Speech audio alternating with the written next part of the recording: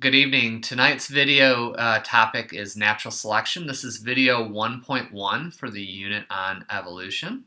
You are expected to have this completed for class on Wednesday. There are a couple of learning targets for us with this video.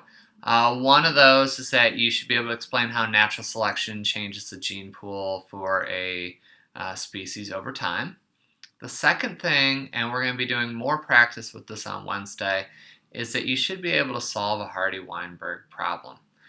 So if you don't completely get it from watching this video, we will be practicing this in class and going through a series of real-world problems and looking at the information there. Now there are a couple note guide reminders on this. I've posted the note guides online, so you can complete the note guide in Google Classroom if you would like. You could print out the note guide and complete it on paper.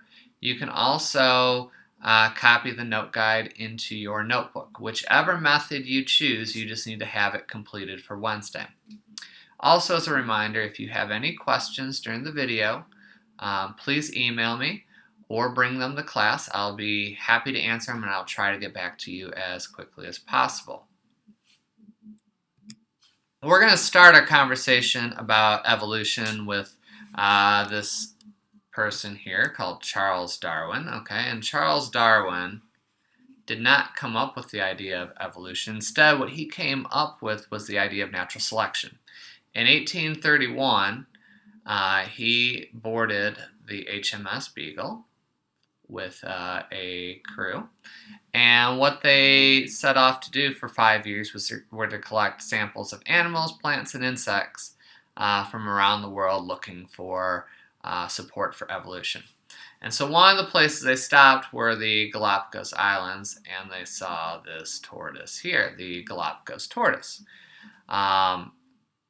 And so after his 5-year survey, what Charles Darwin finally did in 1859 was he published a book. And the book was called On the Origin of Species. And so through this book, Darwin put into writing the idea of natural selection. And that's what we're going to talk about for the rest of this video here tonight.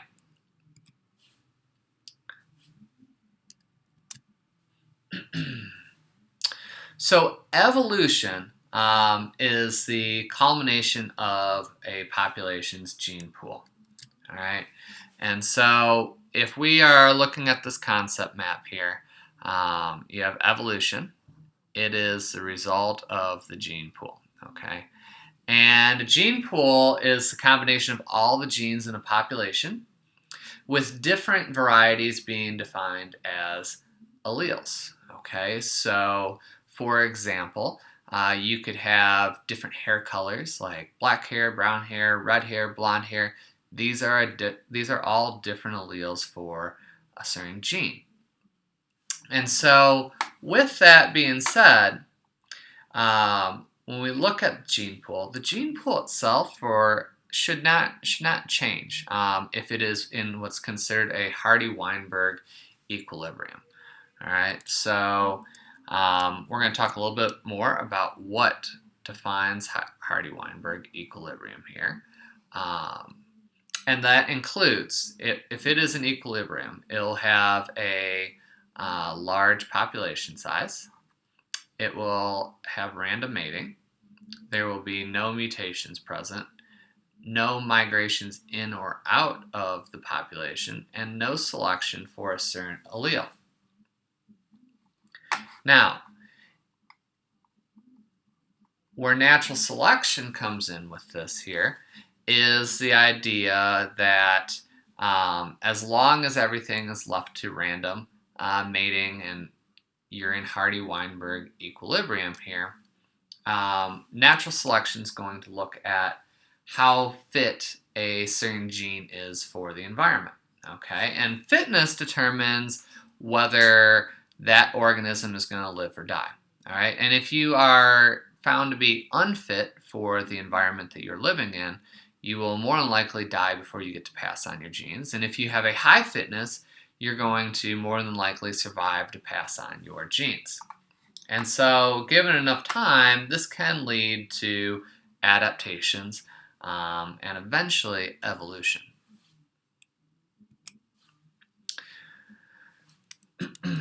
So for example, if we were to look at bacteria resistance, I have two examples here. So we have the first one we're going to label 1 over here, and we're going to start by talking about that, and then I'll talk about the second thing over here. So in the first example here, you have a series of bacteria colonies, and if we look at the bottom here, it gives you a scale for resistance to an antibiotic. Okay, so if it's yellow, it has a really low resistance to it. If it's dark red, it has a high resistance.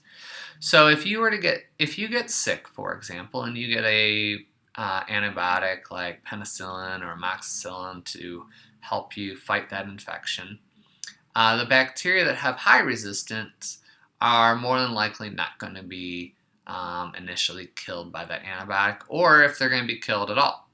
Ones with low resistance should be cleared pretty quickly. So if you take the antibiotic and the bacteria colonies that have the high resistance are not killed by the antibiotic, then what's going to happen is those are going to be the only ones left alive after your treatment, and then they're going to have an opportunity to reproduce. And so now you're going to have a new infection with that same bacteria, but now they're all antibiotic resistant. And so this is one of the concerns with hospitals and things like MRSA, where you have staph infections that are antibiotic resistant, and why we should take our antibiotics for the full treatment, because it should clear up the entire bacterial infection. Now, how does an antibiotic work? And that's our second example here. So bacteria normally, when exposed to an antibiotic, they have enzymes within them, and we'll talk more about enzymes this year. But enzymes help certain chemical reactions go forward. And in this case, if you take penicillin and they have the enzyme to help the chemical reaction of penicillin, what it turns it into is it turns it into a poison for that bacteria, and it kills them. But then you have mutants, okay, that don't have that enzyme. And so they're unable to process the penicillin antibiotic, and so it doesn't turn into poison, and so the bacteria just survive, and they continue to reproduce and resist that antibiotic.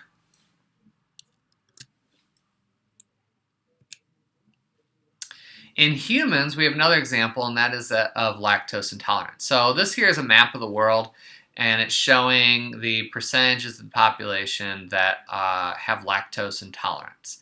Okay, and so if you see over here, we have our scale. All right, and so dark blue is a high percentage of the population cannot process lactose. And the light green is a very low percentage of the population can't process lactose. And so this here is an adaptation that's been selected for over time.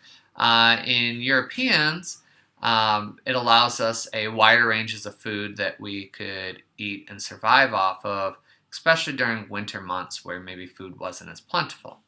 Now, if you look at Southeast Asia, or including China and Thailand and Indonesia and Japan, dairy has never been a really large part of the diets here, and so as a result, lactose tolerance was never selected for. And so most of the population here is lactose intolerant or becomes lactose intolerant over the course of their lifetime. And lactose intolerance is due to a faulty control for turning the gene on and off. And so people do, over time, can become more lactose intolerant. Now, we talked about this example last week, and that's of the peppered moth. Okay, and so if you look here, I have two pictures of peppered moths. I have the one on the right, which is our light-colored peppered moth. Okay, and he's hard to see on that bark. And the one on the left, we have the dark-colored peppered moth, and it's much more difficult to see, but the light one is much easier to see. So here's a species that has two different alleles for the coloration that they have for their phenotype. You have light and you have dark. So light is actually considered recessive, and dark is actually considered the dominant gene. So in 1848, this is pre-England Industrial Revolution here, birds and owls tended to go after the dark moths because they were easy to see on the bark. The bark was lighter in color. Okay, and so if we look at this here, I have a couple things drawn here. I have our table as a reference. Okay, and then we're looking at a population of 100 moths. How many would be light or dark colored? All right, and so we can figure this out by looking at what's referred to as a Hardy-Weinberg problem. So if we take a light moth, it has to be QQ. All right, it has to be the recessive gene. If we look at dark moths, they can be the dominant gene, which is P, or they can be PQ because they can be heterozygous. So if we wanted to solve this, the way we're looking at this here is Hardy-Weinberg problem set up as P squared plus 2PQ plus Q squared, and that has to equal 1. That's our whole population, all right? And the reason why we have 2PQ here is because if you do a normal Punnett square, you will have one quadrant for a heterozygous combination that will be double P. You'll have two that will be PQ, and you'll have one quadrant that will be Q squared also. All right, so if we plug in our recessive trait, because we know that one here, and so we have Q squared equals 0.99, all right? And you go ahead and take the square root of this, 0.98, sorry, my bad. And you take the square root of that. What that gives you is 0.99, or 99 out of the 100 moths will be light colored. Now, if we go to 1895 now, what we have is the Industrial Revolution that's going on, and now the population for our moths have changed. So dark moths now are the dominant because now they blend in really well with the bark, and light moths are no longer the dominant phenotype because they're easier to spot now. If we go and solve our Hardy-Weinberg problem, what we're looking at here now is we're looking at Q squared equals 0.05, and if we take the square root of that, we're going to get Q squared equals 0.22. All right. And so with that being said, now when you look at the population out of 100 moths, you'll have 22 that are light and 88 of them will be dark in color.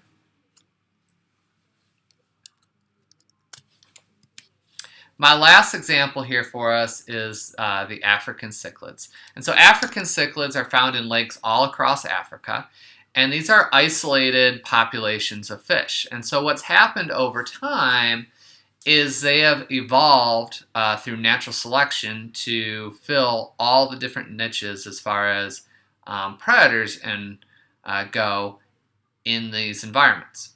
And so, for example, if we take the Lake Malawi cichlids here, you can see all the different varieties that live in that lake.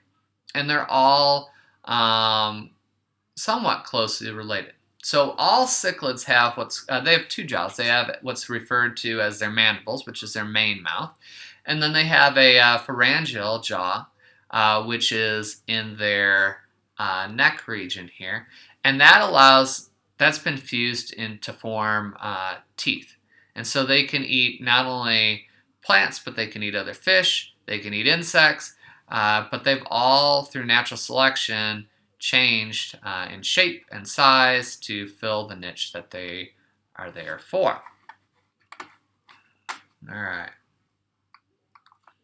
And so what's happened now, as they've changed through natural selection, is you have individual species now, and these are no longer able to interbreed with each other. All right, so they have changed enough that they're no longer recognized as the same species, and this happens all the time. So to wrap up and summarize this, just remember that natural selection deals with the level of fitness. So the higher fitness you have, or the more likely you are to reproduce.